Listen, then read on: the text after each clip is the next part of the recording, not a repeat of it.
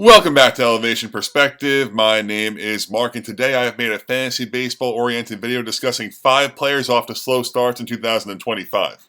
The basis of this discussion is buy low or let them go. Let's break it down. First up on the list here is Jazz Chisholm Jr. of the New York Yankees.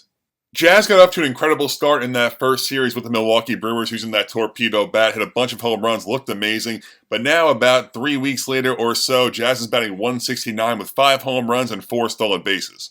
Jazz's strikeout percentage right now is at 37%. That is just an abysmal number, but for his career, he's been a 28% strikeout guy.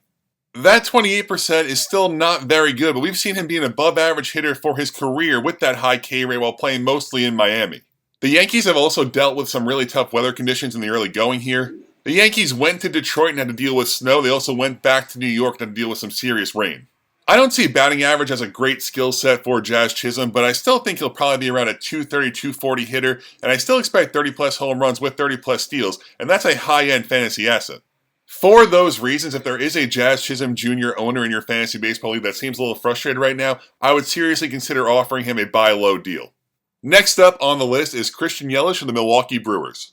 Yelich is off to a very slow start, batting .143 with 3 home runs and 3 stolen bases. Yelich is 33 years old. He had back surgery in this offseason. I'm ready to let go of this player. Yelich does play in a good hitter's park in Milwaukee, but not a great supporting cast besides Jackson Chourio and William Contreras.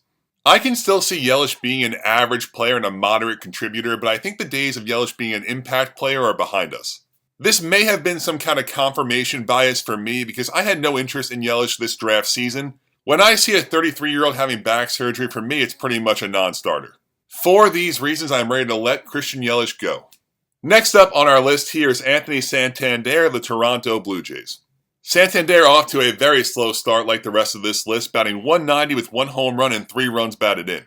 I'm really not too worried here. Santander has a proven track record of being a reliable power source. 44 home runs in 2024, 28 in 2023, and 33 in 2022. Let's give him some time to get used to his new team. He's still playing the American League East, so it's nice that he has that kind of comfort level on that front.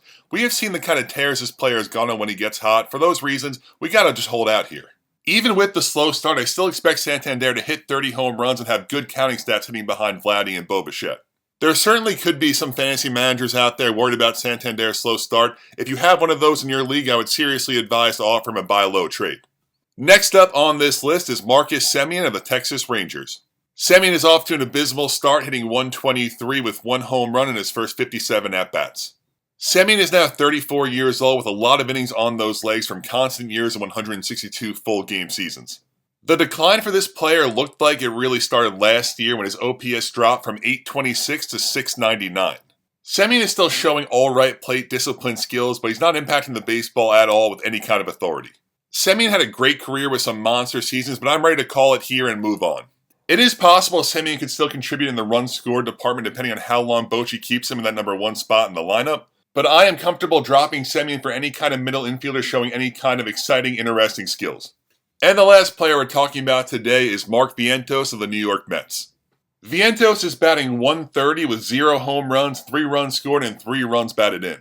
Vientos looks especially frustrating right now because you drafted this player for power and he has 0 home runs in his first 54 at-bats.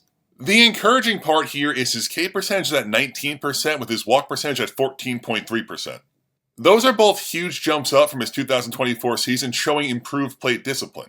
Vientos showed ridiculous power last year, hitting 27 home runs and 413 at-bats.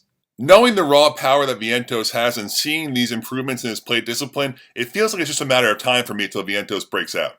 Vientos is also in a really strong Mets lineup hitting behind Lindor, Soto, and Alonso. I think it's very possible the Vientos owner in your league is very close to dropping this player.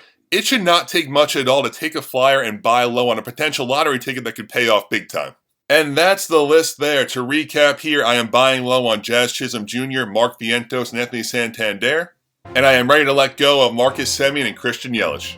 Hopefully everyone enjoyed this video. If you did, please hit the subscribe button.